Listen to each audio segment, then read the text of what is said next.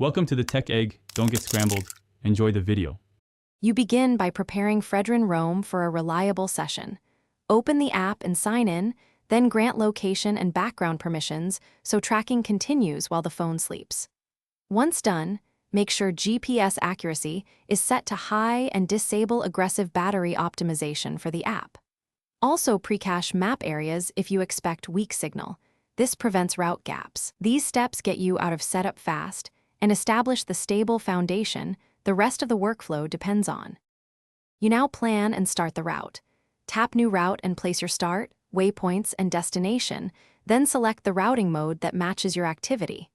Once the path is drawn, fine-tune settings like map layer, display units, and voice prompts so the interface fits your needs. Then start navigation and turn on live tracking and ETA sharing if you want others to follow. As you go, monitor the progress bar and use the waypoint alerts to stay on schedule and avoid missed turns. When you reach the end, stop the session and save the route, choosing GPX or KML export if you need it for other apps. You should also review key metrics: distance, elevation gain, elapsed time, and sync to the cloud to preserve it. If something goes wrong, try a quick fix. Toggle airplane mode or re-enable GPS, then relaunch Fredrinn Roam.